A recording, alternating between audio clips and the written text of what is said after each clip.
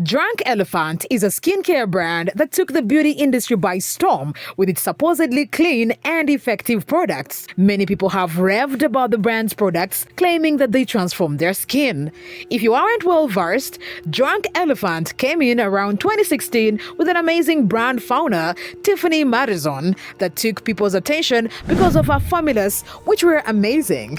However, in recent years, Drunk Elephant has been involved in several controversies that have led to a massive backlash that has put the brand under fire. For one, the company faced backlash during the surge of Black Lives Matter protests in 2020, something that's completely exposed the brand to many fans' disappointment. You see, Drunk Elephant had previously posted saying they were donating to a number of charities and asked other brands to do so as well. They included petitions to sign, numbers to text, and encouraged their audience to educate themselves. They also posted a black square with just hearts. The response to both these posts were overwhelmingly positive with their loyal followers. But ironically, the brand seemed two-faced because they deliberately backed down, which made people ask questions. And here's where things got interesting. See, as many people posted comments about whether they would be releasing their statistics on their workforce, the comments kept disappearing. One fan shared, "I posted a comment saying I was looking forward to hearing about their stats, but no one else was able to see it because I used the phrase pull up. Drunk Elephant had restricted these words so that they didn't show up to anyone but them and me." According to the fans, they did this to give the impression that there was only a positive response and to hide the question they didn't want to answer. But why, if they didn't have anything to hide? As expected, they replied, seemingly trying to provide some answers to all other questions regarding pulling up. They said, "Absolutely, and Drunk Elephant is made of diverse team made up of women and men, BIPOC and LGBT, and we have always worked to ensure that opportunities for employment, advancement, and representation are available equally. However, we feel very strongly that making a human inventory of our team and then using that information for marketing purposes is an incredible ethical violation of our employees' right to privacy. It is just not something we would ever do or feel right about doing. We are focusing on remaining positive and taking care of the wonderful, diverse, and inclusive community that we have always had and making sure they're okay. We hope you understand."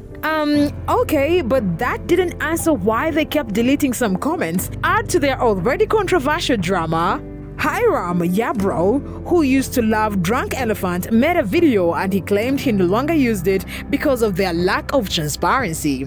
Yarbrough posted a YouTube video titled "No More Drunk Elephant," and in it, he revealed that one of the biggest problems he had with the brand was how they treat their customers. He said, "I have loved with every fiber of my skincare being Drunk Elephant, and I would never work for a brand that would not allow me to talk about other brands. There's been a few things that have happened that have definitely shifted my view of Drunk Elephant and how I personally support the brand." Yarbrough then detailed how customers reported side effects of irritation, but the brand refused to take accountability, accusing them of lying. He said, "There have been many issues and complaints in the past with the Drunk Elephant's customer service and the way they respond and interact with customers over the phone or in chat rooms or in person." Yarbrough then detailed how customers reported side effects of irritation, but the brand refused to take accountability, accusing them of lying. He said many others reported their comments being deleted from the brand's Instagram post if they weren't 100% positive. He also revealed that some were even reportedly blocked for disagreeing with the brand's philosophy. He then went on to explain why he no longer used Drunk Elephant because of how the company treated influencers. He mentioned one in particular, Caroline Hirons, who was skeptical about a retinol cream in one of the brand's lines.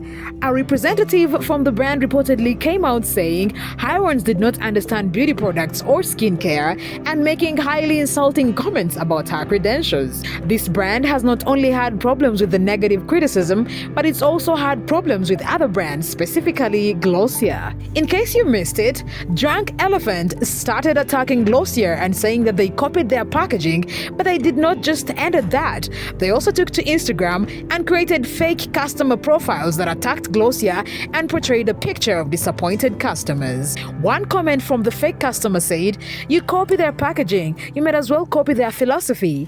And then Ryan, a New York City best photographer, noticed an odd comment on a Glossier Instagram post, which was supposedly written from Drunken Elephant's Instagram account.